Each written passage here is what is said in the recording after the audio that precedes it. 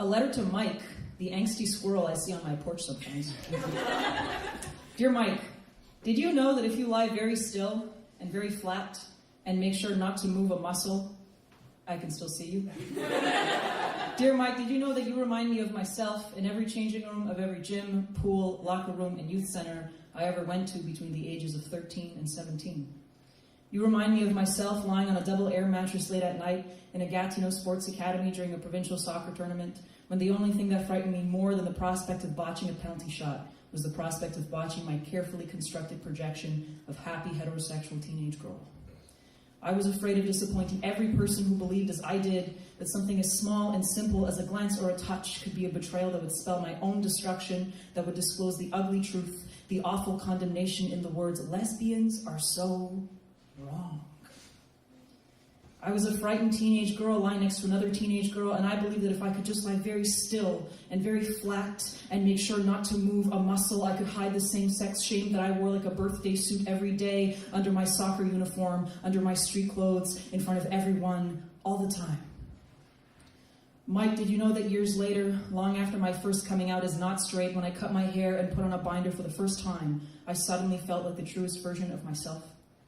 That every time I tell someone that it's impossible to misgender me, it feels a little less true? That sometimes I suspect that even though I was treated as one, maybe I never was a teenage girl? Did you know that at one point, largely because of this, all of my journal entries sounded either like suicide letters or like hate mail to my parents for having conceived me? Mike, did you know that we humans sometimes punch holes into our ears and noses and lips and then put jewelry in them?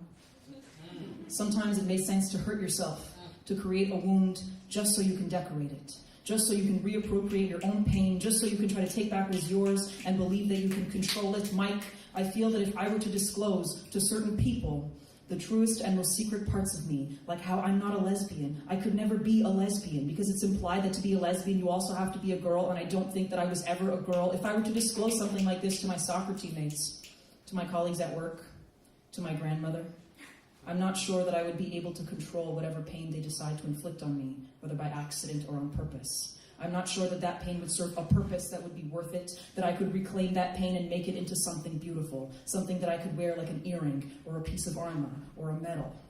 And so the easiest solution seems to be, again, to lie very still and very flat, to do what you do, to perceive a threat and to panic and to freeze, to not move a muscle, to hope that no one will see me.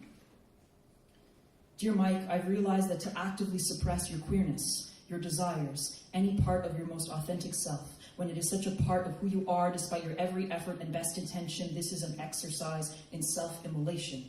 And if you let it, it will last you your whole life. I've realized that the price I pay for my own safety is complete emotional alienation from both myself and from everyone around me. And if pain is the price I have to pay to feel like a person and not like a ghost, then maybe that will be worth it. Maybe I can learn to be seen and safe at the same time. Maybe I can learn everything I did. I can unlearn everything I did when I was younger, when those two things felt like alternate realities. The only thing that could possibly be more terrifying and exhausting than doing this is not doing it, is staying hidden, is playing it safe in a lie of my own design that I realize now slowly chafes against my soul. Mike, you remind me of myself as an adolescent, as a child, as the person I was before. And from now on, I want to be less like you and more like the version of myself I have always been, but that I've never let anyone see. P.S. I see you.